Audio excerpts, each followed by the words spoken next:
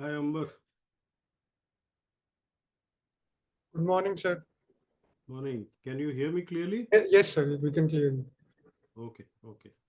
So we have another couple of minutes, Yes, sir. another five minutes or so. Yes, sir. We are going to start soon, sir. And how many people are there online?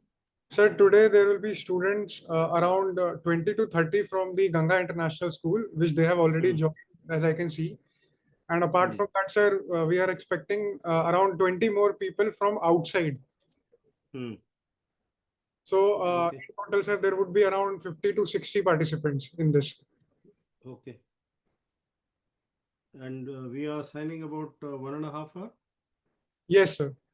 for two sessions, isn't it? Yes, yes. Okay.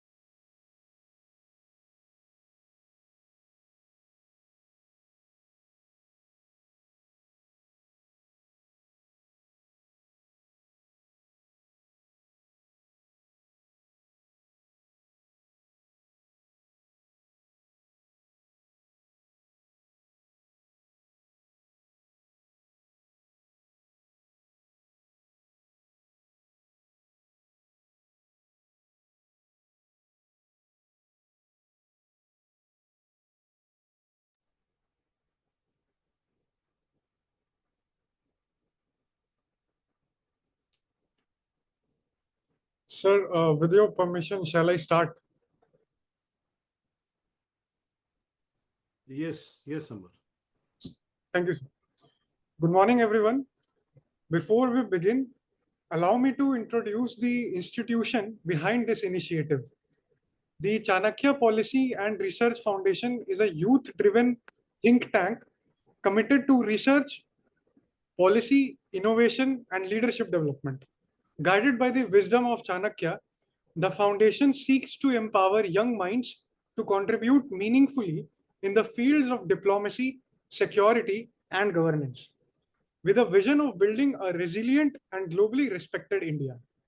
I am Ambar Priyaraj, representing the foundation, and it has been my privilege to anchor the sessions of the National Security Council Committee at this year's Chanakya Diplomatic Summit. As we come together for our final session, let us recall the summit's guiding motto, Samriddh Bharat, Youth, Diplomacy, and Global Leadership.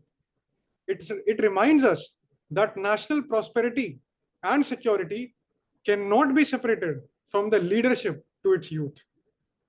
The agenda for this session is building a future ready strategic security doctrine with a focus on incorporating technology, diplomacy, and civil society in counterterrorism, strengthening resilience and preparedness at multiple levels, fostering regional cooperation while safeguarding national interests, and envisioning a secure India in the year of 2047 with youth as stakeholders in national security.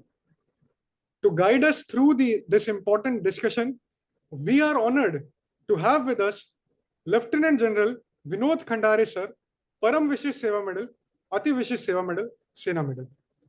Lieutenant General Khandare sir has served the Indian Army with distinction, holding important command and staff roles. Beyond the battlefield, he has played a key role in India's intelligence and strategic policy making, including as principal advisor to the Ministry of Defense.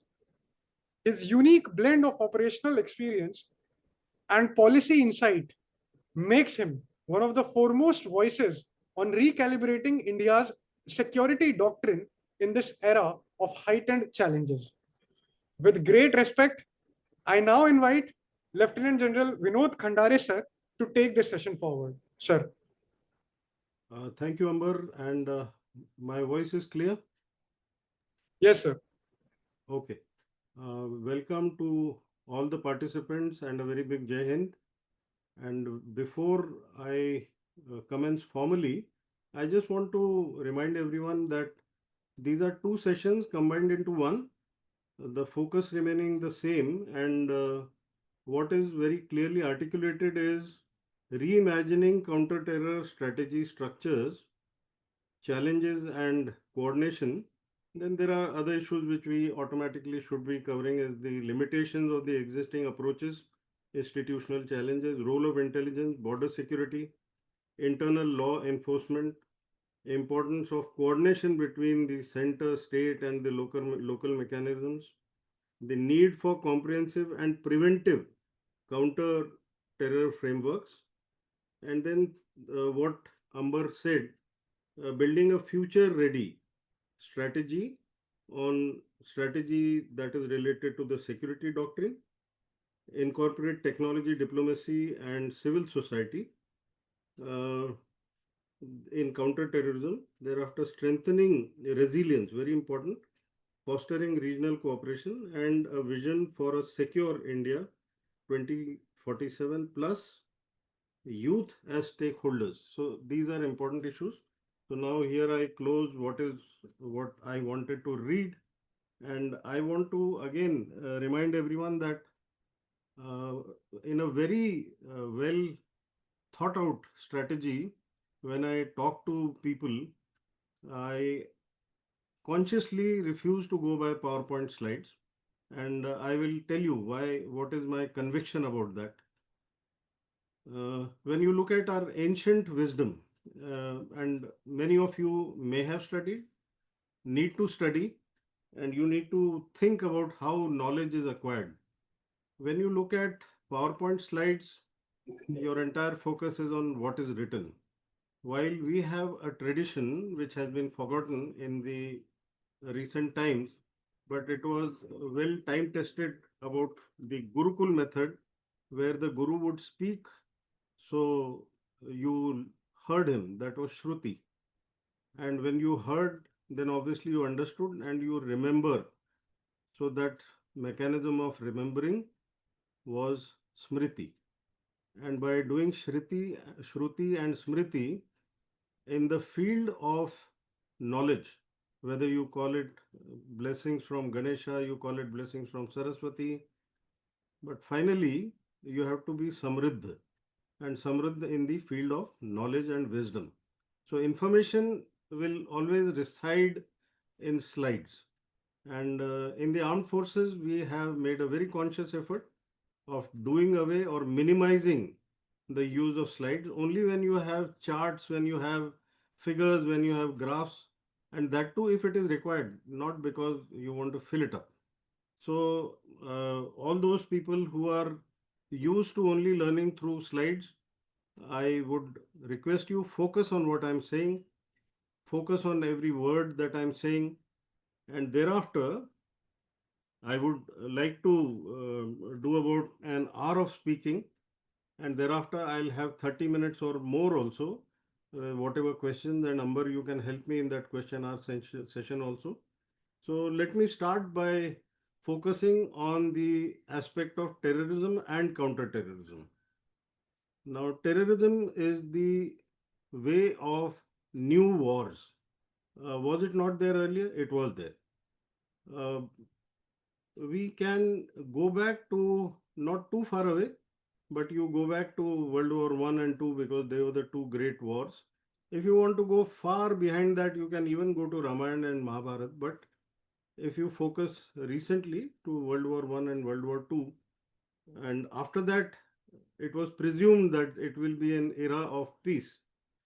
Cold War came up, but wars did not stop, whether it was in Korea, whether it was in Vietnam, number of wars which took place in Africa, India, Pakistan, India, China. So wars continued, and the conclusion was wars are costly business. Wars are national efforts. At times, war are regional and global efforts also. So if you look at the formation of NATO, the Warsaw Pact, that was essentially war avoidance or conflict avoidance, that we should have a deterrent and we should not go to war. But that did not stop countries from punishing their adversaries, and that is where the asymmetric threats came up. And this was where we start talking of terrorism, proxy war, then the kind of state sponsored terrorism, non state sponsored terrorism, gray zone warfare, hybrid warfare. Countries like China and Russia spoke about total war, unrestricted war. And in that, you find it is cheaper for many countries, including superpowers, to adopt terrorism even if you don't own it. Now, in the recent few years, the most prominent ones you can look at uh, major superpowers getting defeated in Afghanistan. Say, for example, Afghanistan, closest home, and you find Taliban getting created. You find they defeated USSR, they defeated even before that, if you go much before that, but not terrorism, but even the British United Kingdoms, they got defeated in Afghanistan. So smaller countries can defeat great powers like UK, Russia, USSR, or USA. Now, whether that falls under terrorism, not really. If there are people trying to protect their own country, it would not fall under terrorism. But if you look at a statement made by Zulfikar Ali Bhutto that they would bleed India by 1,000 cuts. Now, what does 1,000 cuts mean? Proxy war. So, cross-border terrorism. So, what is India's thought process on that? We have been victims of terrorism, whether it is on the Western Front, whether it's on the Southern Front, or whether it is also on the Eastern Front. Why did I say Southern Front? You see what happened with LTT. Northeast, you know all very well. It started just after our independence, whether it started in Mizoram, then Nagaland, then Manipur. At one stage, even Tripura, Meghalaya, Arunachal was also impacted by that. Assam was impacted in a very big manner. In the west and north, you had the Khalistani problems, which lingers on even today. You continue to have problems with J&K. So, and internally within India, we had that era of chain bomb blasts. We had uh, an era of suspicion, mutual suspicion, whether somebody is carrying a bag, what is he carrying in that? If there is a bag which has been left under a seat, what exactly is that? And it didn't stop at that. We had the hijackings of the aircrafts and release of those terrorists who should have actually been hung. But and then today they create a lot of problems from the western side. So terrorism is something which every kid in India knows, every old man in India knows. So I don't think we need to elaborate that further. So what is the counter-terrorism strategy that India professes, promulgates, proliferates, and adopts? Firstly, there is no such strategy document which can be found in one place. But our experiences have brought in a number of documents, a number of acts, a number of organizations getting created, and in what is known as a national approach, there are certain things which we follow and we propagate those also. And these are in different layers, whether these are in political layers, diplomatic layer, the intelligence layer, military layer. And terrorism actually doesn't stop in something which is visible or tangible. It spreads into the society, it spreads into your economic interests, it impacts your diaspora, it impacts your foreign direct investments. So, obviously, anything and everything that we do to prevent these adverse effects is what combined together is our counter-terrorism strategy. Now people will say, sir, why don't we put it down in one document? That is one way of doing it, but that's not the only way of doing it. And many a time I feel within India, we are very naive. We are simplistic people because we live in a democracy. We live in a tolerant society and we want everything to be put down in writing. When you put down everything in writing, it obviously leaks. It has to. In some form or the other, it comes out in debates. And your adversary immediately prepares himself or herself to find a way beyond what has been put in a document. So you have very learned people, experienced people, practitioners, decision makers who know what they are talking of. And the people who have to act, they know what they are doing. There are official documents like the Union War Book. I don't know how many of you have heard of it. Maybe somebody can ask me in the question answer session. I'll explain that in case you want me to explain. So, in that, every ministry has been told what they are supposed to do. There are three segments of that: what every ministry is supposed to do in the peacetime, what they are supposed to do during conflict time, and the center portion is short of conflict, what every ministry is expected to do. Simultaneously, broad principles of these are also in the constitution. I really do not know, and maybe it would be good idea at the end of it, Amber, if you can take a head count on how many people have actually seen the constitution. You know, every citizen is following the constitution, but I want to know how many of us have even seen. I'm not even talking about reading. And why am I saying that? There is a reason for it. uh, People will keep talking about protecting the constitution. I will protect my constitution provided I know what am I protecting. I must definitely know what is given in that.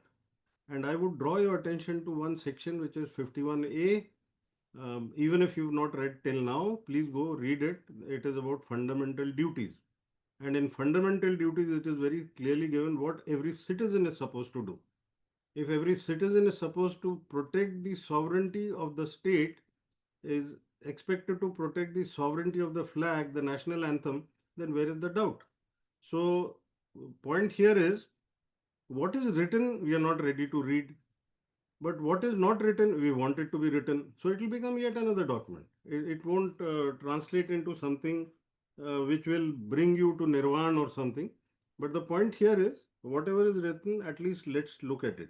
There are certain core principles of what we consider as our counter-terrorism strategy. Uh, and this strategy is actually the government strategy driven by every ministry, but who coordinates everything is the National Security Advisor. Now, the National Security Advisor acts as a nodal agency to get members of various organizations into the National Security Council, works out the threats that are being faced, the challenges that are being faced, and looks at various stakeholders and gets a plan in place so that that challenge or threat is handled. Now, this discussion can take place in the National Security Council, and in one of the segments you have mentioned what are the structures. So, this is one of the structure which is there. So, in the National Security Council, discussion takes place. Now, the National Security Council is only advisory, it is not executive. So, remember that the Prime Minister's office has two advisory bodies, one for growth and development, that is Niti Aayog, and the second one, which is for security, is the NSCS. So, from there, the NSA is advised by his team in NSCS, so National Security Council Secretariat. Now, in this National Security Council Secretariat, there are three deputy NSAs and a military advisor. All four of them are of secretary level stature.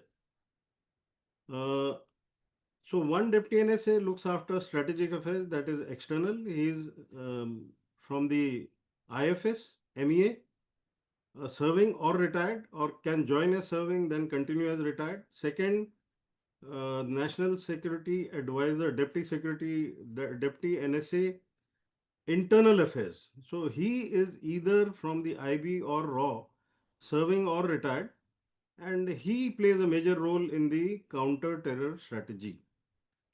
The third one is Deputy NSA, Technology and Intelligence. He also plays a very major role.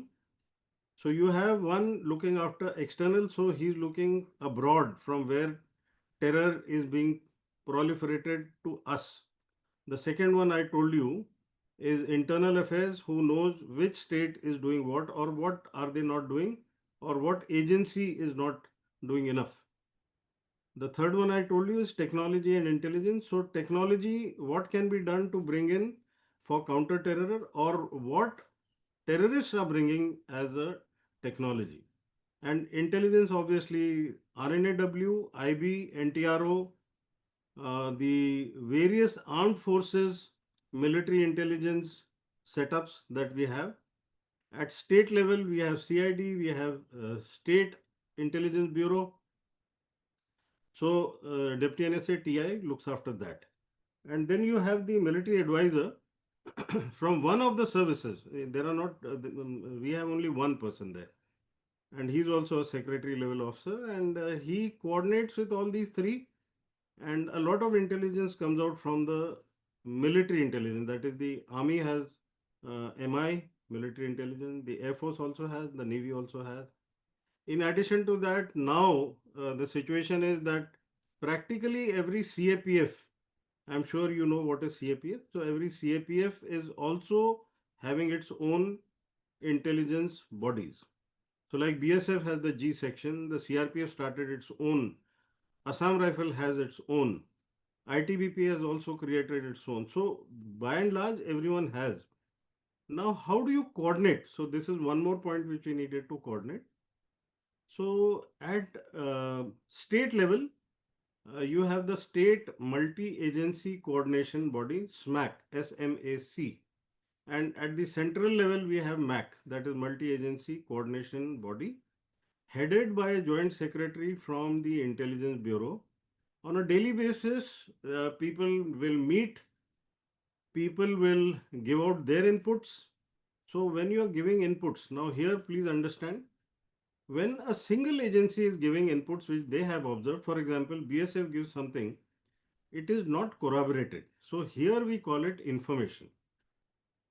But out of the 24, 25 intelligence agencies which meet at MAC, when more than two or three corroborate that yes, independently our sources have told this, so then once it is corroborated, it is also graded for accuracy of the information, and second is the reliability of the source. Many a time what happens is the same source is fooling three or four intelligence agencies. Say, for example, there's somebody living in Punjab or Kashmir, a civilian, and he is giving information to Jammu Kashmir State Police or Punjab Police. He is the same person who's giving information to military intelligence and RAW and IB. And here in Delhi, we feel that these are four sources. But here we have a mechanism of finding out whether it is the same source who's making money from four such people, or it is genuinely four different people who are corroborating. Now, human intelligence corroboration is what I've explained. Simultaneously, we look at technical intelligence corroboration also. What is there in a satellite imagery? What is there from a drone picture? Air Force takes aerial pictures. So, is that corroborated by doing that? Uh, Ground troops use radars. So, have radars given that out? There are satellites which have radars on them. So, technologically and human. So, from these sources, if we can corroborate, the best kind of information which gets converted to intelligence is graded A1. So, if you have A1 means the source is reliable, the information is extremely good. Now, assume, for example, that when I was the DGDIA, Defense Intelligence Agency, so the military satellites used to function based on what commands I used to give them. But if there is a satellite imagery of Bahawalpur, for example, Bahawalpur, and Operation Sindoor, you all remember Bahawalpur as the terror headquarter of Jaish-e-Mohammed. So from the satellite imagery, I pick up a picture of a building which is about 4 stories or 6 stories in the center of Bahawalpur town, and I say this is what is Jaish-e-Mohammed's headquarter. Now, a satellite cannot say this, I can give it based on what my human intelligence is also there, what is there in open source intelligence. So I can at best put it at B3. That is, it is a single source, and my credibility will depend once there is a corroboration by a human source also. Now, human source or technological source can be Indian, can be from multiple nations also. So that is where when you spoke of diplomacy, so diplomacy also includes intelligence, coordination, and collaboration. You've heard of the famous Five Eyes intelligence setup. We are not a part of that, but I'm just telling you that this is the way countries can have similar national interests, similar threats, similar challenges, and then they work on their own intelligence agencies, sending inputs, then analyzing, and then carrying out assessment. Please understand this properly. I have said that what comes initially is just information, and from information you carry out corroboration and analysis and then assessment. So that is the role of intelligence, how regional cooperation, global cooperation is also must. So like Indian RNAW would be collaborating with UK's MI6. We possibly would be collaborating with CIA. We possibly could be collaborating with other intelligence agencies. Similarly, China MSS could be collaborating with ISI. So it could happen like that, and only then it becomes intelligence. So we leave intelligence here and we'll move ahead. So now, as per the principles, Indian political leaders and the administrative leaders have very clearly emphasized on one part, which is zero tolerance policy. And from that zero tolerance policy comes out your foreign policy also, that we will not talk to uh, Pakistan, And if we have to talk with Pakistan, it will be related to counter terrorism for which Pakistan is not willing. So, from your counter terror strategy also flows out your foreign policy, or at least segments of foreign policy. Foreign policy cannot go on its own and say that let it happen, but we will talk. It will not happen like that. So, that is one. Secondly, uh, terrorism should not be viewed as a law and order issue. Terrorism should be viewed as a threat to your national sovereignty. Why? Every citizen has to be protected by the state. That's a social contract. And if terrorism is allowed to proliferate and exist in our hinterland or along the borders, then obviously it is not a law and order issue, it is a national threat. So that is why we have spoken about zero tolerance towards terrorism. The next part is what would be our approach. So normally people would say that India is too defensive. So here is the thing where you can correlate that defense is a must, because defense is the first thing that you must have. By and large, every citizen should be protected, every inch of your territory should be protected, every cent or every paise of your national asset should be protected. Now, how is it possible? Because 1.4 billion population, such a huge landmass, such huge coastline, such huge borders, your economic assets are spread all over. So then that is the time when you start looking at, okay, we will have a deterrence value by having a good defensive mechanism, but also having offensive options. So you look at the core principles of our policy, defensive plus offensive approach. And in that, you spell out very clearly that we must have secure borders, we must neutralize networks, and must strike across the borders, or even if it is far off, it has to be done overtly or covertly. So when I said borders, necessarily we may not be sharing borders with every country which gives shelter to the terrorists who act against us. So you will find ways of neutralizing these networks far away from your borders also. The other part is integrated response. Now, what do I mean by that? Um, Countering terror is not only a military problem. In fact, countering terror is to be seen as whole of nation approach, which starts from a citizen and comes right up to the prime minister and the president. So everyone is involved in this. So in this coordination, there are people who are professionally involved in this, the ones I spoke about initially, that is the intelligence agencies, the CAPF, state police, the military. These are all formal bodies. But in addition to that, I told you that every state government, every citizen, everyone is part of that.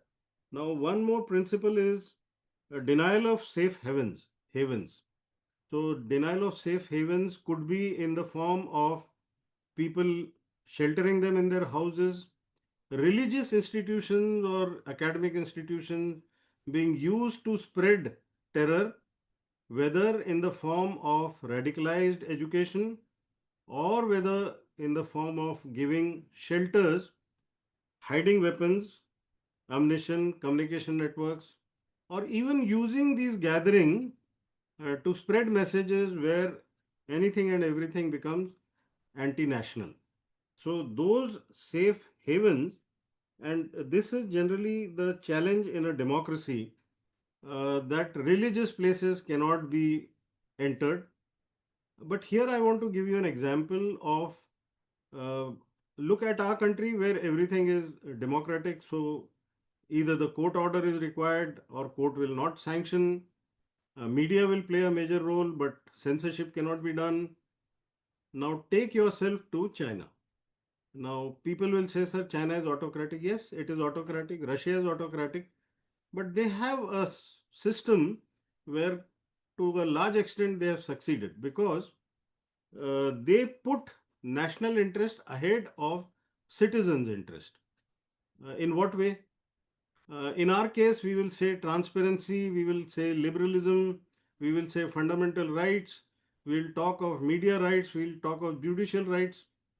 But when you go to Russia or you go to China, these are two autocratic states where nothing else is allowed except national interest. So even if I give you an example of China, particularly, mosques will be razed to the ground, the contents of the Quran will be scrutinized, there will be cameras within the mosque, the children who are named Muhammad will be under scrutiny. So, this is one mode that I told you about how an autocratic state does. Right or wrong is not the issue, but they are free to see how they want to control it. Anybody who's found to have diffident, dissident views, they are sent to re education camps. So, this is a way one country follows. How is it in some of the democracies? So you have South Korea. So North Korea is an autocratic state where they follow the model of China. In our case, when we start looking at South Korea, we feel it's a democracy, but there also they are extremely strict wherever it comes to national interest. Singapore is in a similar manner. Israel is in a similar manner. So if good practices have to be followed, and you are the future of the country, and then everything what we are doing may not be the best. Good practices from outside have to be seen. The next core principle which we follow is global or regional cooperation. Now, we take advantage of these organizations, whether we are a part of the United Nations, whether we are a part of SCO, whether we are part of Quad. And in all these, there are committees which are meant to talk and take decisions about counter-terrorism. In fact, while Quad came up initially based on the tsunami threats and natural disasters pushed by Shinzo Abe from Japan, when SCO came up, it came initially as a counter-terrorism body.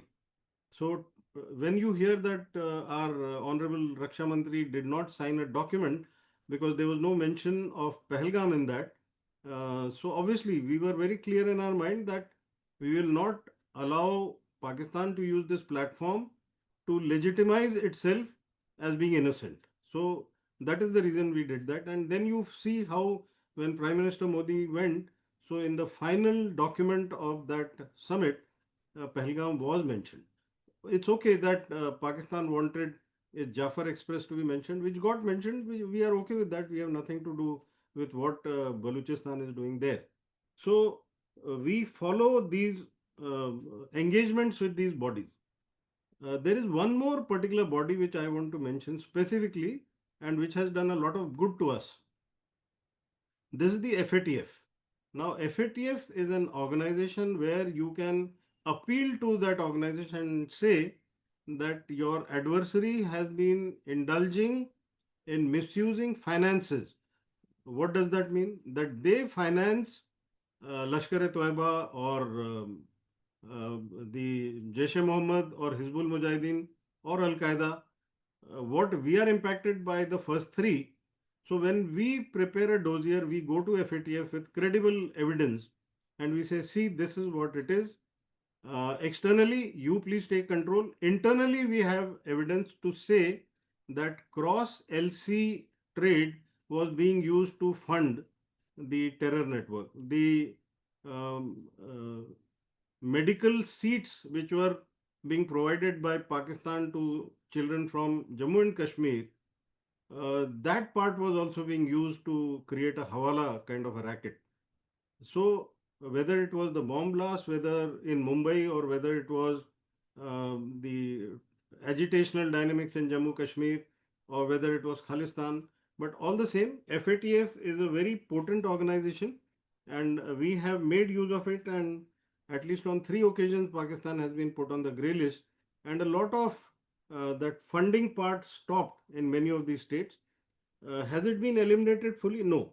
There would be reasons for that which we can discuss later. Okay. Now there are certain operational and security measures which are which are taken. Now military and CAPF deployment permanently as a grid. along with an intelligence grid. So when you see Assam Rifles is permanently deployed in the northeast in conjunction with the state police, you have the Rashtriya Rifles and the army deployed in J&K permanently along with the state police and the intelligence agency. So that is one of the way that operationally you are prepared to prevent and react. Now, Jammu Kashmir police or northeastern state police, when they find that they are lacking in numbers, so then the center provides CRPF. Vital organizations or vital establishment or institution like the airports. Now, at the airports, you have CISF. At a number of communication hubs or some sensitive targets, you also have the CISF. In addition to that, those business hubs owned by civilian can also ask for CISF on payment. So that system also exists. Now there is a problem now. All this was against human threat. But what happens now with the changed environment of threat from drones? So you now see India going in a very big way for counter drone system. Is there any method where other countries are using? So you look at Israel. Best example, you have the Iron Dome, but Israel is a small country. Iron Dome, it gives it a good protection against Hamas or Hezbollah. It gives them against Houthis also. 100% protection no one can ever guarantee. But Israel goes for 90% plus. So the moment a missile or a projectile is fired from somewhere, when I said missile, you understand. Projectile means anything which can be fired from a mortar tube also, an iron projectile also. So normally Hamas and Hezbollah used to do that. While they used to fire missile, they used to fire hundreds of iron projectiles. So over a period of time, Israel perfected the art and technology of identifying what exactly is the object and where, by extrapolation of trigonometry, where exactly is it going to fall. Is it going to fall on a school? So it has to be neutralized. Is it going to be is it going to fall on a market? Neutralized. Is it going to fall in a field where there is no one? Let it go, because every missile is worth millions. So a projectile worth 500 rupees or so is not worth firing $1 million missile unless it is going to kill people. So that is exactly the Iron Dome principle that exists. Now somebody will say, why are we not taking it? So there is a slight issue here. Israel does not want to give away this technology to private parties. It is ready to go for government to government. So there will be some technology exchange which will take place, maybe a few notches lower in technology, but even the private sector will get it.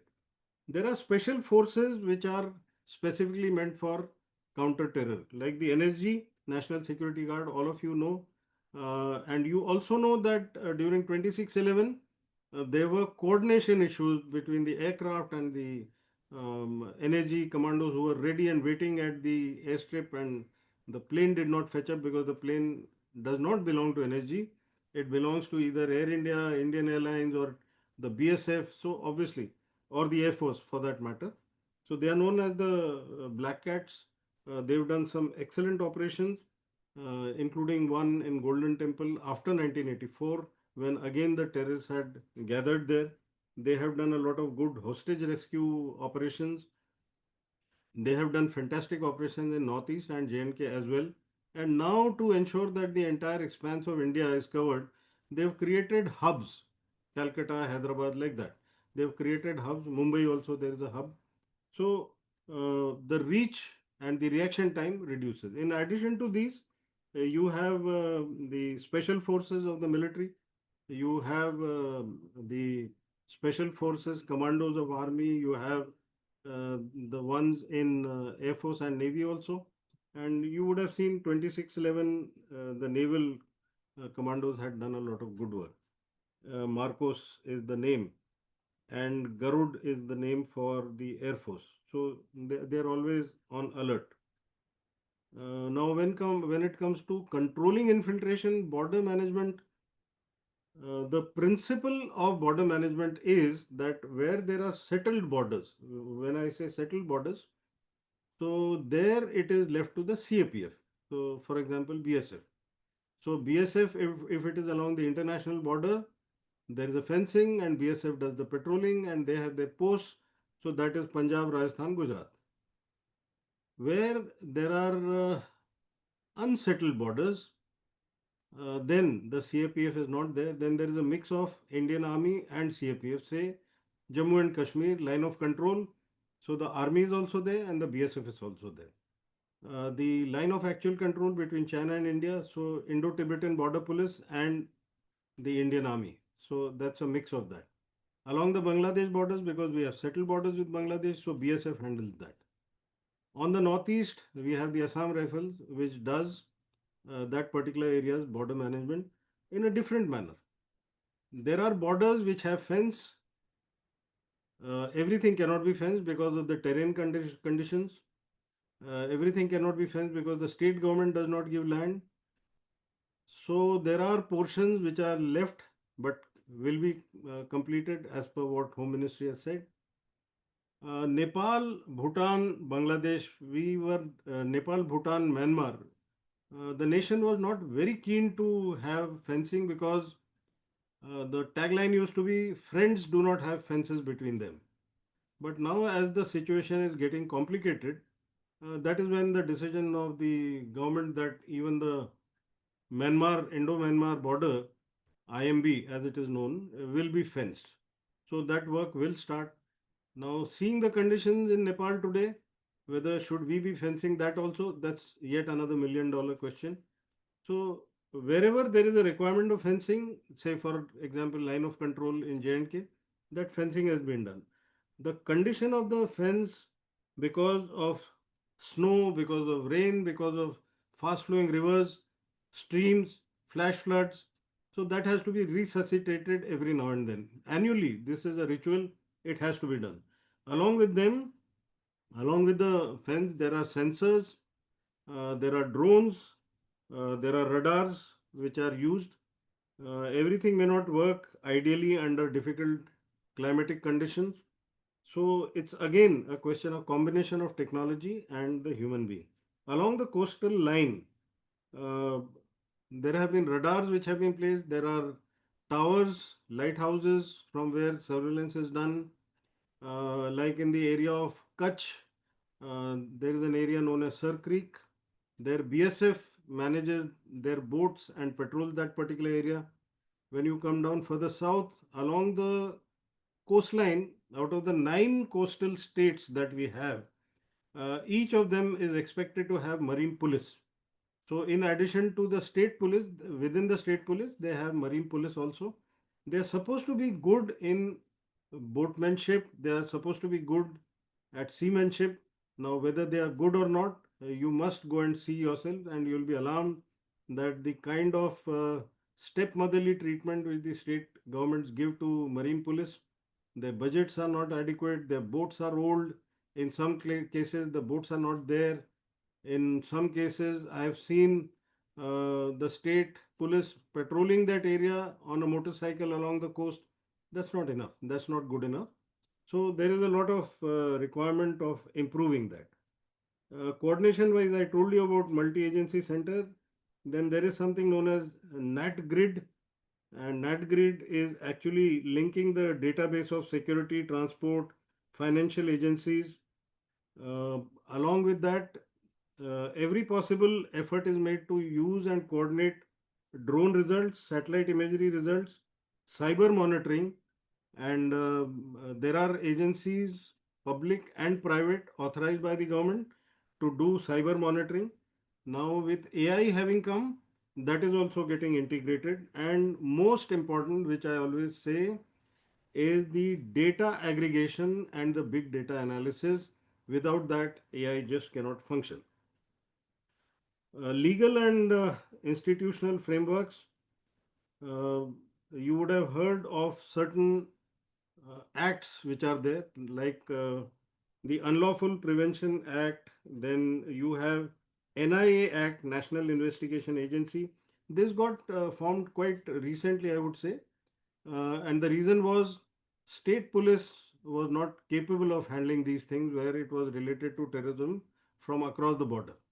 So that NIA does, and NIA has played a phenomenal role in getting Pakistan onto that FATF list. So that is, and we've all learned by various experiences. There's a Money Laundering Act also, and FATF compliances. Okay, that is one. Now, diplomatic dimension. Uh, we have now empowered our diplomats to name and shame countries which get involved in this, and we make use of our diplomacy and diplomats and embassies all over the world, and we convey to them what is the activity of every particular country which is against us on this. There are strategic partnerships for counter terror with US, Israel, Russia, France. Technology is shared, intelligence is shared, and even BRICS is one more such organization. So I told you about Quad, SEO, UN, and now BRICS. All these have counter-terrorism committees, and we have officers from India, from the police service or from intelligence agencies who are a part of these committees. Now there are certain socio-political measures which are required for prevention. Now, de-radicalization programs are being carried out by a number of states, by the state governments, implemented by NGOs as well as by the state police. So I can specifically tell you about what's going on in J&K, Maharashtra, Kerala, and there is an angle to this. There is generally the drug cartels which get involved and get youth into drugs, and thereafter their dependence is so severe that they can be used to proliferate terror everywhere. Community policing is desirable but still way off the mark because you must have communities. So, at some level, the armed forces, the army in particular in J&K, they have got the committees among the civilians, the resident citizen who have created this to prevent drugs and also arms smuggling there. So you have now more requirement along the coastline because a lot of drugs and lot of weapons and cattle smuggling and human trafficking, everything goes on from there. Drones are being used in a big way. So community policing is required. Punjab has also done well in community policing because they are worried because their youth is all getting spoiled. Now, economic development and political outreach in these conflict zones to prevent recruitment. This is also happening in a very big way, and I have seen a number of political leaders who are very responsive to this thought process, and they make it a part of their electoral agenda also to ensure that all government schemes are implemented in those areas so that people do not fall into the lap of terror groups for the simple reason of having a financial problem. Now, here I would also bring out one issue that there are government schemes where uh, terrorists can surrender, and once terrorists surrender, they get some kind of economic help to start their own small business and earn a living. They and this is most prominent in Kashmir and Punjab. It is also there in other states. Uh, if you recollect what was happening in Afghanistan and Syria, a lot of young kids in that sheer Josh went and joined ISIS, and then they came back after about an year of being treated very badly there. Some people were made sex slaves, some people were cleaning their toilets, and they felt humiliated and they came back. Now, what was the Indian approach to this kind of a surrender? Uh, I can give you some good examples in which we said, look, we are not handing them over to the police, but we are sending them back to the families. The mother is the best treatment for counter-terrorism or for cleaning the brain, de-radicalization. And that youngster, maybe about 25, 26 years old, was very ashamed of himself that he had taken a wrong decision. He or she, in fact, there were she's also in that. and they came back to the family for about 6 months. They didn't want to show their face anywhere. In these 6 months, it was the mother, it was the brother, it was the father, it was the sister who was helping this young bruised ego to get back to normalcy. After 6 months, he or she ventured out to friend, and that is how it happened. I had a long discussion with Maldives also. The chief of defense staff there one day told me that we put them in jail. I said, no, no, in jail you are hardening him. When you put a young person who's already regretting his decision and you put him in jail with hardened criminals, what are you expecting to get out of the jail? So these are two different thoughts. I just thought I will leave this thought to you. Now, we must also see what are our successes and failures. Because time is at premium, so I will just tell you that prominently our failures have been 1993 serial bomb blasts in Mumbai, and then followed by that everywhere, whether it was in Sarojini Nagar, whether it was in Akshardham Temple, whether it was in Kolkata, whether it was in even down south, right up to Bengaluru. We can also see what happened to our ex Prime Minister Rajiv Gandhi. So essentially, uh, or you can take it to any level. Even 26/11 was one big failure. Attack on the parliament was a big failure. Red Fort attack by terrorists was another big failure. If you go to Jammu Kashmir, the headquarters of 15 Corps that got attacked at the gate only. They did not go inside. But you look at what happened at our brigade in Uri. Then you look at another brigade of ours in Jammu, which we call as Sanjuwan. You look at another core headquarters of ours at Nagrota. So these were uh, maybe intelligence failures or maybe a lackadaisical approach, but subsequently, in most of the cases, we emerged victorious because of our forces which fought them. So the balance here has to be prevention rather than retrieval, or prevention rather than restoration. So in every case, we have done restoration, but prevention was a problem. So then the thought process came that let us pose deterrents. Earlier, cross LC, cross line of control raids used to happen individually, but in 2016, when Uri happened, so that is the time when surgical strikes were done at 7 places. 7 launch pads of the terrorists Hizbul Mujahideen, Lashkar-e-Toiba and Jaish-e-Mohammed were hit across in Kashmir, in Pakistan occupied Kashmir, from our Kashmir. So that is what happened. So after that, a number of good things happened. They stopped attacking, but they didn't stop fully. And 2019, when 40 of our CRPF people got killed in that suicide attack on the CRPF convoy, so we realized that the surgical strikes has not been a very big deterrent, or it has lasted only a couple of years.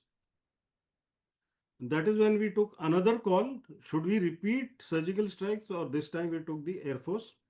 And there is a place called Jabbar Top next to Balakot in Pakistan, Khyber Pakhtunkhwa.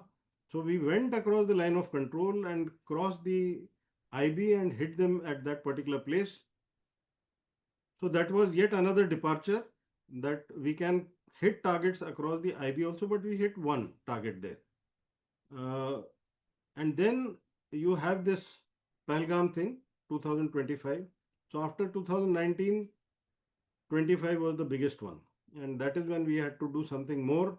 And that's where Operation Sindoor happened. Now, in the counter-terrorism part, you have to see there has to be convergence of thoughts, convergence of ideas, and convergence of decisions of the political class, of the bureaucrats, and the military. All three have to go together, and then the nation also rallies behind you. Media played a major disastrous role in practically every of these terrorist strikes. So that's a very big black hole that we continue to have.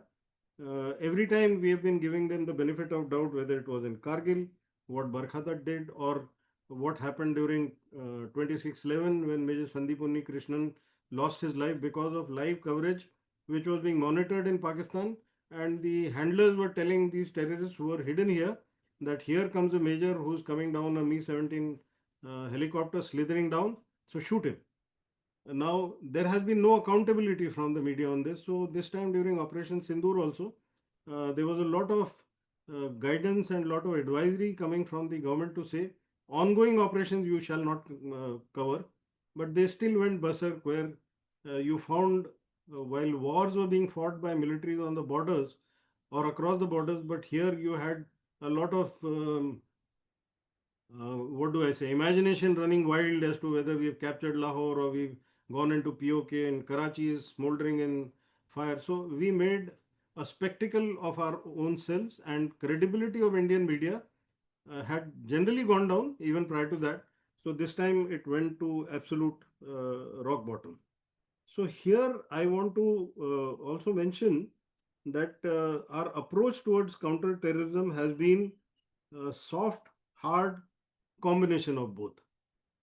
What exactly is required to be done? I think more importantly, and especially because you are the future, you have to look at what is the problem. Now, the problem is fragmented institution. So there is something which is controlled by the state government, there's something which is controlled by the center, there is something which is controlled by the local body. I think there is a constitutional amendment which is very much desirable to say anything and everything to do with counter terror should be centralized. Otherwise, you will never have a situation where we can prevent. And what is the example? Russia and China, everything is centralized. Israel, everything is centralized. Singapore, it is centralized. When it comes to counter terror, I think there all these issues of transparency and democracy may not always work, at least in the interest of the citizens. Now, another issue which is there, how do terrorists get created? So there have to be some reason, some organizations, some people. So a lot of thought has been given that they have to be monitored. And again, there overreactions from media, possibly overreactions from the judiciary do create a problem. But still, that fine balance has to be maintained so that autocracy of the uniformed forces or the state should not be allowed to happen. So that's a very delicate line. But considering what General Rawat used to say, that we have a 2.5 front to combat, and maybe now with Bangladesh it might become 3.5 front. So that half front is extremely dangerous because you have internal sabotage, you have internal information leaking, and all these kind of things will require a very strong-handed approach. At the same time, we should also look at a balance where excesses do not get committed, but information that gets leaked onto media has to be prevented. So I think I will try and stop here, or maybe another couple of minutes. So I told you that fragmentation is a major problem. Central, state, local, that's a problem. Turf battles, people not exchanging information amongst each other, that's yet another problem. The we keep talking of structures. I believe that all of us need to talk about one more thing, and that particular thing is related to the person. You can have very good structures, but you are not talking about attitudes of people or selection of suitable people. Look around yourself and look at the state police, look at the CRPF. Do you really feel confident when you see them? So maybe the intake level and the training level needs to change. I'm leaving a food for thought with you all, because you are all capable of thinking. Why don't we think of Agniveers coming out, 30,000 of them coming out every year, and if they are the most suitable to improve the caliber and the capability of the state police and the CAPF, why should the government or why should the civil society not talk about these Agniveers, because they are combat ready. They have spent 4 years. They have been trained well. They have looked at borders of Bangladesh. They have looked at borders of Pakistan and China. They have looked at coastlines. So I feel that at least uh, people like you should think of solutions rather than problems. De-radicalization again, what kind of a law is required so that educational institutions and religious places are not used to spread this kind of thought process? Social media, what kind of a control or what kind of a check? See, self control, when we talk of it, we have tried self control everywhere, it has not worked. So these suggestions should actually come from you, and by doing that we will be able to overcome a lot of things. Intelligence, uh, I will give you two good examples from the world. uh, you can Google and see. China talks about 1,000 grains of sand. Every citizen's two eyes and 2 ears are a state asset. Anybody anywhere in the world or within China, if he or she gets to hear or see something which is suspicious, they are supposed to report. They are not supposed to quietly go and have lunch at home. No, they are supposed to report. Israel, I was traveling in Israel. They had given me a taxi. I had wanted to travel on my own to the southern city of Eilat from Tel Aviv. The taxi driver who was there was a person who had migrated from Mumbai. And obviously, when you start thinking, he understood Marathi. I was talking in Marathi to my wife. So I realized that they have put such a person that he can understand everything. After some time, when we started, so this is a strategic culture, how to make use of every opportunity. The next part, he was looking left and right all through the journey for about 5 6 hours. So I asked him, what are you seeing? So he said, sir, I am supposed to report if I see something suspicious. So I said, is every citizen supposed to do that? He said, yes, sir. Every citizen, whether you're a housewife, whether you're a professor, whether you're a teacher, whether you're a sailor, whether you're a businessman, a taxi driver. And then I asked him, but whom will you ring up? They have a mechanism. They have a mechanism where the numbers are noted in that car below that sunshade, and he knows exactly whom to call up. So that's the point that I'm trying to make, that customized solution. You cannot have the same solution for USA. You cannot have the same solution for Russia. You cannot have the same solution for India. So when we are talking of Viksit and Surakshit Bharat 2047, let us put our minds together and say this part of so-called democracy against terror will not be allowed to uh, be compromising our national security or individual security. So these are the things where uh, too many of people of foreign origin coming inside, too many people who are falsely registered on Aadhaar card. These are all ways and means of creating mayhem and problems. So I think wherever our law and order and governance has been weak, we need to plug that. Now, this part, why did I say? It's my considered opinion that in the last 7 decades plus, maximum damage to national property or to individual property has been because of poor law enforcement and poor governance. And this is all taxpayers' money. When somebody destroys a bus or somebody destroys something uh, which is from our taxpayers' money, or which is my own hard earned money and it is my building own, then obviously I don't feel happy. And I think we can stop calling ourselves as too young, that we just got independent. So we are still lagging behind in that. After 1945, Japan and Germany were ruined, but see where they are. The Koreans became independent much later. The Vietnamese became independent much later. Singapore came into existence much later. Israel came up as a nation 2 years after we became independent. But see the good thing that they've done, and nobody cribs there that, oh, what kind of a law is this? Oh, they don't allow me to go here and there. So I think what we need to do is 2047. How are we supposed to become strong? We have to look at it. Technology incorporation. If all of us have to be tracked in South Korea, every citizen comes out of his or her house for a workplace at about 7 in the morning, because by 8 they have to be at the workplace, and they get home by about 7 or 8. In these 12 hours, each individual is photographed 70 times, at least. They know exactly by the date and time print as to where this individual was. So even the policing is not so manpower intensive because most of it gets covered by data. So I think that is yet another good example of using technology. There are places where there's a continuous stretch, not a single inch is left where CCTV coverage is not there. So the point here is surveillance and privacy. The present generation will say that my privacy is more important. In my generation, I can tell you, we used to write letters on postcards which were open, both sides. Anybody, including the postman, could read anything. We never said that this is infringement of my privacy rights.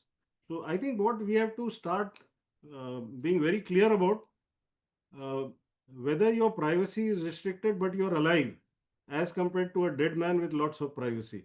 I will leave you at this, and then whatever question answers we have, we will take that, because I have taken 1 hour of yours in talking, and I think we'll take another 30 minutes to answer your query. So when you're asking me a query, please be brief, please be clear, and please don't be too lengthy because that is at the cost of somebody else. Over to you. Thank you, sir. Before we move into the interactive segment, I would like to take a moment to express our deepest gratitude to Lieutenant General Vinod Khandare, sir. Sir, you have been extremely generous with your time and wisdom, not just in this session, but throughout all the deliberations of this committee. Your guidance on recalibrating India's security doctrine, strengthening resilience, counter-terrorism, and envisioning a secure India at 2047 has left us deeply enriched. Your presence here truly reflects a spirit of mentorship, investing in the youth and preparing us to shoulder responsibility in national security and diplomacy. On behalf of the Chanakya Policy and Research Foundation, the Chanakya Diplomatic Summit, and all participants here, I thank you most sincerely for leading us with such insight and inspiration. With that, we now open the floor for a brief question and answer session, giving our participants the opportunity to directly engage with you, sir, and carry this dialogue forward. Thank you, Umar. Thank you so much. Most grateful. Sir, we have a question in the chat box. I'll just briefly read out to you, sir. Yeah. The question is from somebody who is playing the role of Chief of Air Staff in the committee.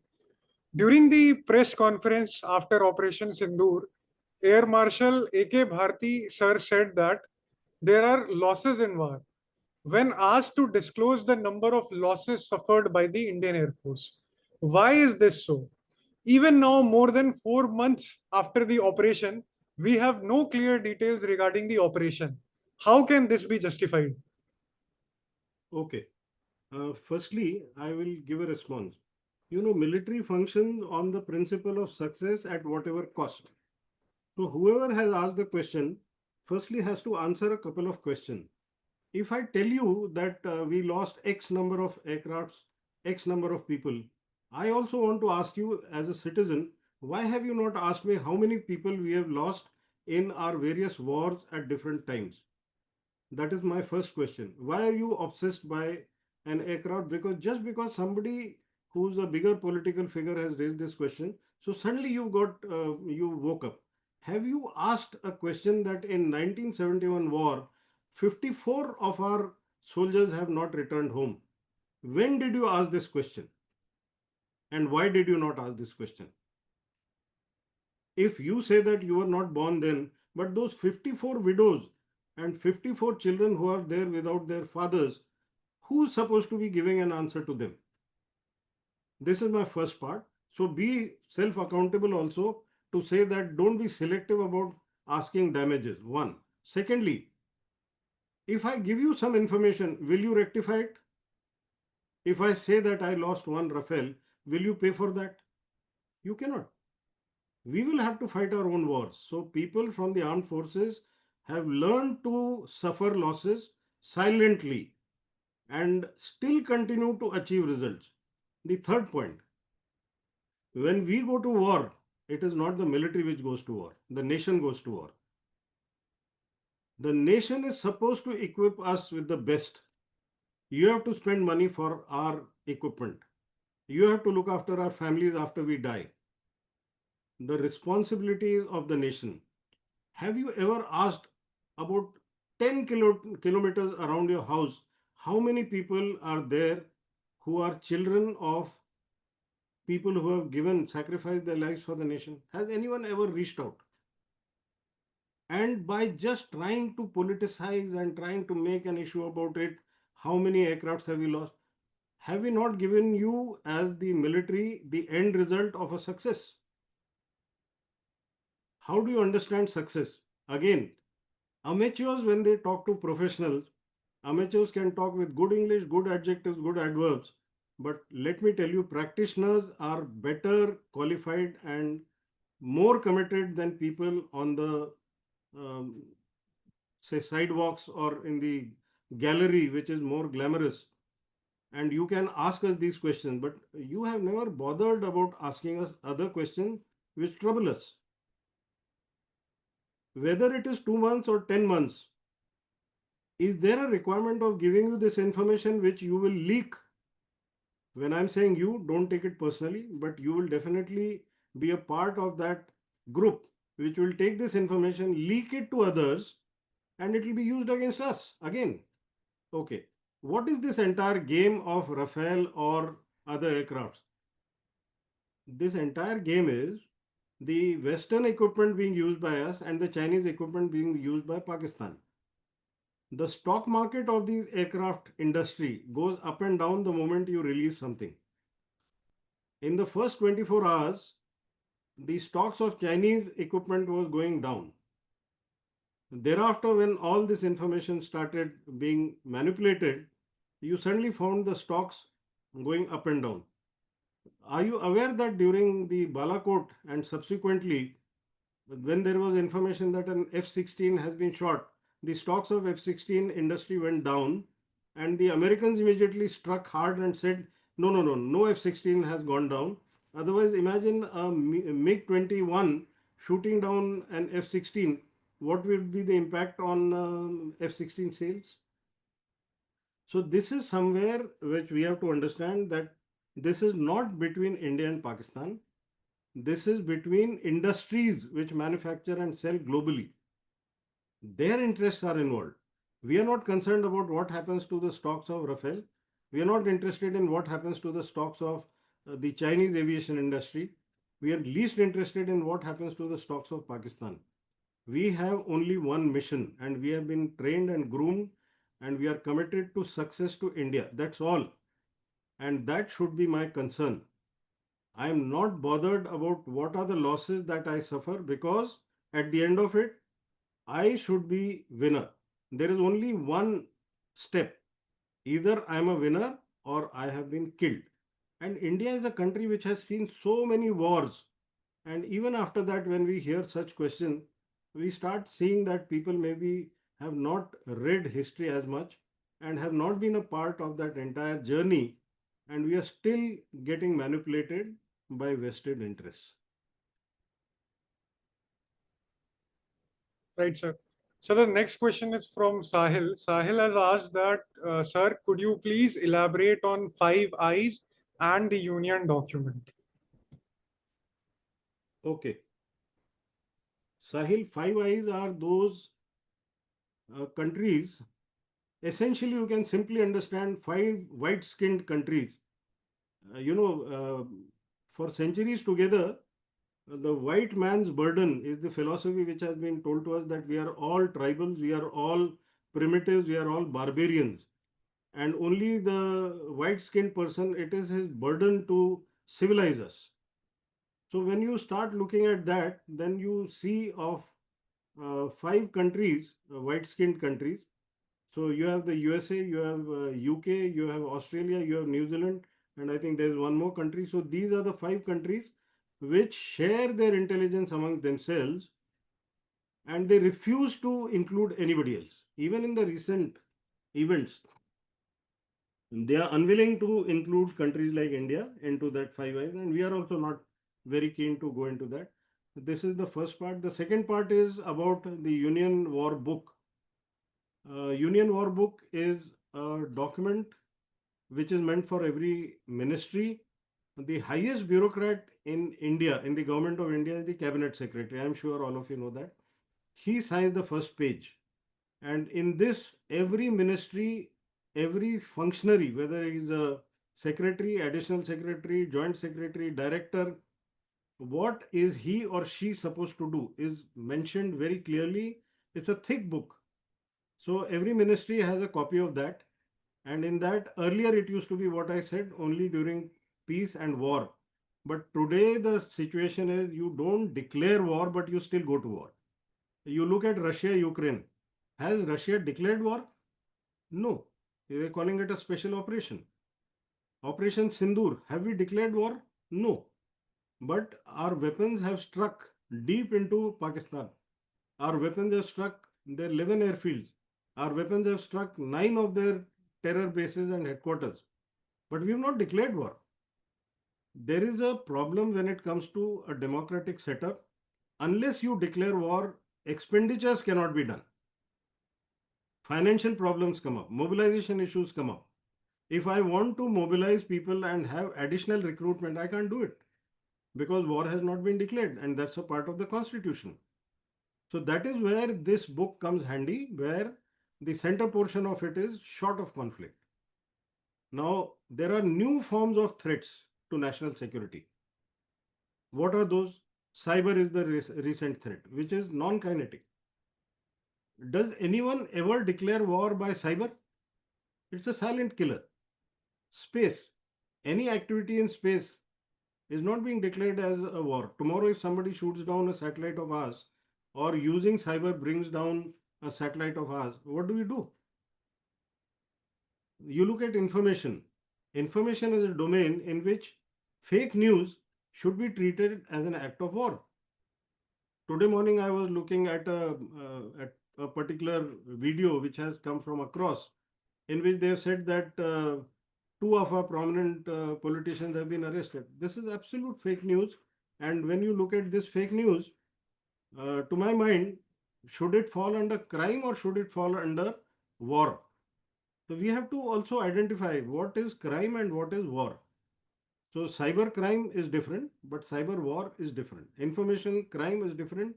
Information war is different. So we have to also look at something which put the entire world under so much of pressure, COVID. Is it a biological war? So if that is the kind of thing, how will we combat that? Is this the last pandemic that we are seeing? No. Do I say this or does somebody else say this? The US National Security Doctrine speaks of pandemics and they've been speaking about it for the last 10 years. 2015 was the first time when I saw their doctrine which mentioned pandemics as a major threat. And when did we see its full form? 2020.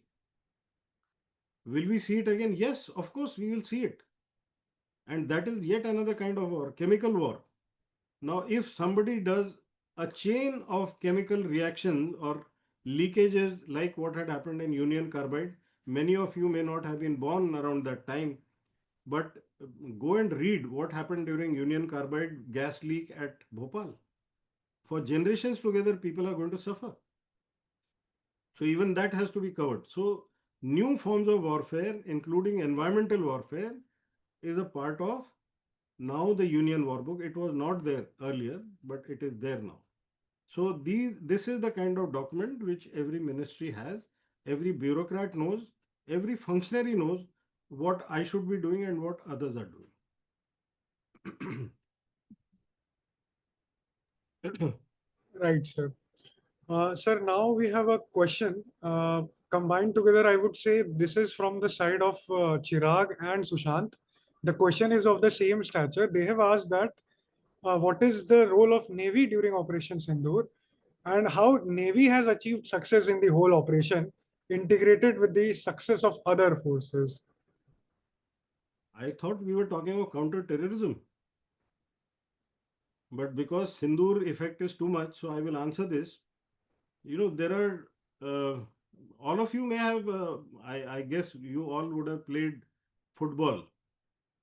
What is the role of the goalkeeper? What is the role of the fullback? What is the role of somebody who is not actually scoring a goal, but his presence, by his sheer presence, we call it in the armed forces as a threat in being. That phrase, please remember, it is a threat in being. So when the Navy sails out in Arabian Sea and it is at a reach from where it can sort out the port city of Karachi, it can hit at Gwadar, it can hit at Pasni, it can hit at the Air Force station at Bolari. They also carry missiles.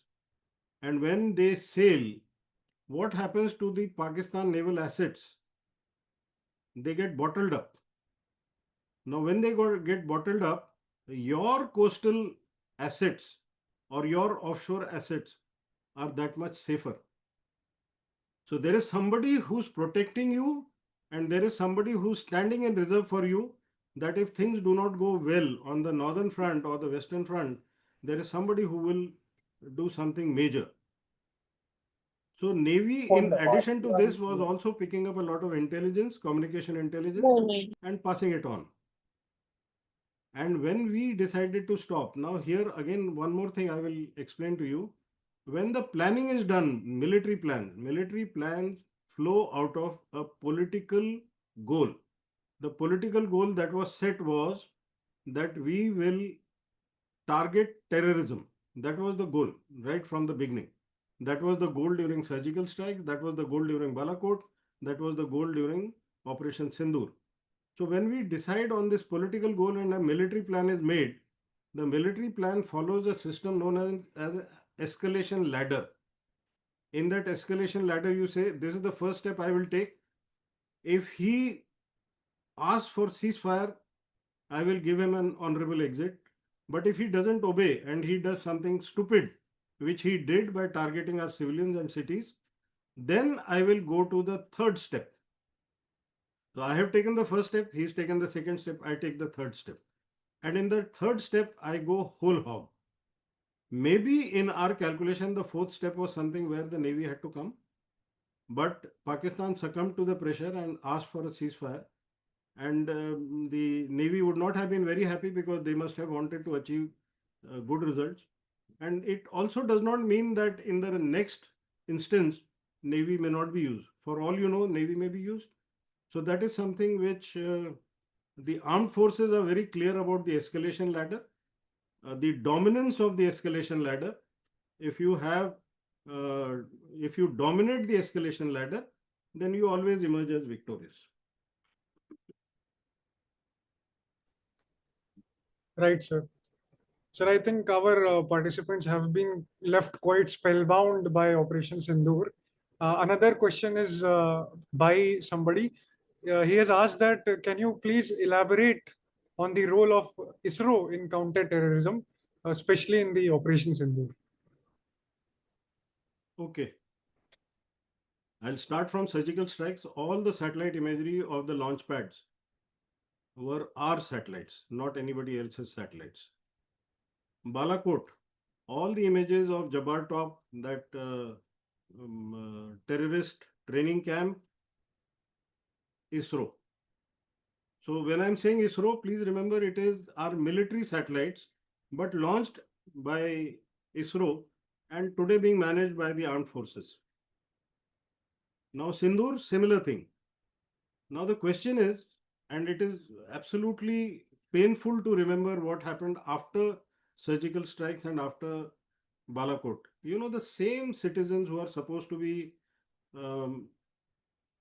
looking after our national interests politicized it, whether in media, whether in television or wherever, and started asking for evidence. Armed forces do not go to war seeking evidence. You go to achieve a successful mission.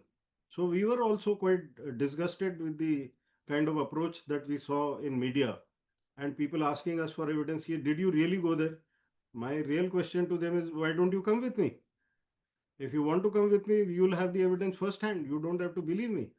But obviously, that is not something which we will stoop to that level. Balakot, same thing happened. And this time we learned a lesson that to satisfy some stupid egos, we will have to get evidence. And this time, if we had got evidence from ISRO, they would have said, oh, this is a manipulated image. Because we know our people well now. So we decided to buy global imagery from a company of USA, which is called Maxar.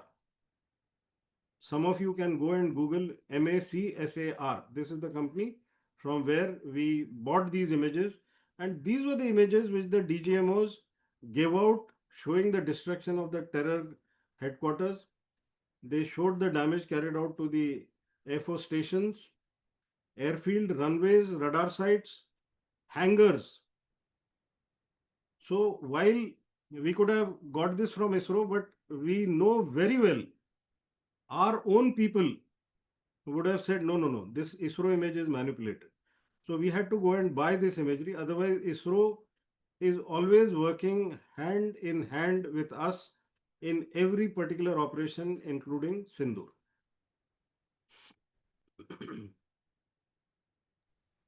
Right, sir. From the participant side, we have one more question. Sushant has asked, according to you, sir, don't you think we should have stretched the war for 4 more days with annihilating the ISI safe houses in POK? They are the tools of proxy war.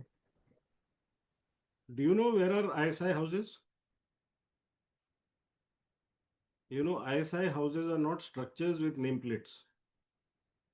ISI houses can be as close as 100 meters from the IB. ISI houses can be on the other end in Afghanistan. ISI houses can be everywhere. You know, this business of stretching the war, what is the logic for calling off the war? What is our ultimate aim is not to be forgotten. Our ultimate aim is to become a great economic and developed power by 2047. Please just calculate cost of one BrahMos missile. Calculate cost of one missile fired by S-400.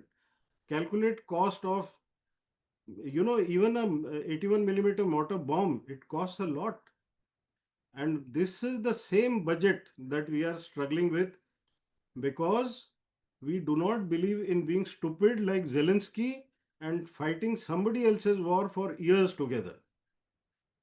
We know there are three terms. Please understand these three terms: conflict initiation, conflict management, and conflict termination.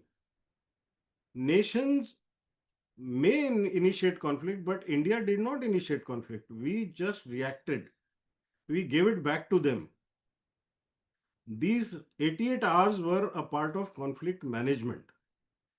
And thereafter, when we called it that, okay, conflict termination is exactly in a manner that we do not want to get embroiled into a conflict against a stupid adversary who believes in suicidal tendencies. You are not fighting a rational enemy. You do not even know what is going on in his mind, and you do not know what Chinese will tell him, you do not know what Turkey will tell him. So it's not India versus Pakistan. It was India versus Pakistan, China, Turkey, Azerbaijan. On India's side, it was India, nobody else. So what we have to very carefully do is that we do not get into a major escalation which does not get us the same results. Even if we say that ISI houses, you know, ISI people do not stick to a desk or a bench and say that everything goes. They are always on the move. RNAW, people are always on the move. So if anybody feels that there is a network of offices, it is not so. ISI will have safe houses. ISI will have houses in cities. You fire at that particular house, you will have collateral damage of civilians left and right. So you cannot be using that same logic that possibly Netanyahu is using against Gaza. I think we have to find our own solutions, fight our own war on own terms. Don't expect anything coming from anywhere else. So I think we it was a very well considered decision of stopping after 88 hours. And don't you see how Trump has gone mad after these 88 hours? You obviously have touched something which is so sensitive to him. So please understand that we fight a war and exit on a winning term, on a winning note. Right, sir. Sir, while I personally want to ask a question, while I was Yes. listening to the session, sir, you pointed out that constitutional amendment is required with regards to India's counter-terrorism strategy. Sir, my question is whether India should revise its nuclear doctrine policy, which states that strike only when struck upon, or the no first use policy, especially given the fact that we saw what happened post the Pahalgam incident. The nuclear doctrine is not cast in stone. Okay. You can amend your constitution 106 times in the last 7 decades. Haven't we? And we will amend more of it. So if tomorrow there is a particular situation where we need to strike first, all that we've got to do is the CCS and the PM, they have to sit together and just do an amendment. They don't have to go to polls. They don't have to ask you and me, should we change? They don't have to ask NDTV or TV9. They don't have to. This is a government decision which can be taken within 10 seconds whenever it is required. But till it is required, you will keep posing that we are not a first use nation. But when somebody misbehaves and brings you to that, how much time does it take? 10 seconds, not more than that. And even if it is first strike, it is just something, some order which has to be given and it will happen. So there are some issues which have to be kept in mysticism at international level, and this is one. Right, sir. Sir, as we conclude, let us remember that national security is not only the duty of soldiers or policymakers, it is a collective responsibility where youth are indispensable stakeholders. In the vision of Samriddh Bharat, security, diplomacy, and leadership converge to define India's path to 2047. Again, sir, on behalf of the Chanakya Policy and Research Foundation, I extend my heartfelt gratitude to you, sir, for leading this session and to all of you for your engagement. Sir, with that, the National Security Council Committee sessions at the Chanakya Diplomatic Summit 2025 formally concludes. Amber, I will have one sentence to mention. All of us who've been in this session must ask ourselves, what am I contributing to national security? 1.4 billion people means 2.8 billion eyes and 2.8 billion ears. But basically what I see is we are having 1.4 billion mouths talking about it, not working on it. So everything cannot be left to us. All of us have to take part in that. And even if you ask yourself that what did I do today? What did I do yesterday? I think we will all do well to keep this nation safe. At least my generation will say we've done well to hand over to the next generation. Now it is up to you to see how to take it ahead to a Viksit and Surakshit Bharat. Thank you to everyone. Jai Hind. Thank you, sir. Jai Hind, sir. Yeah.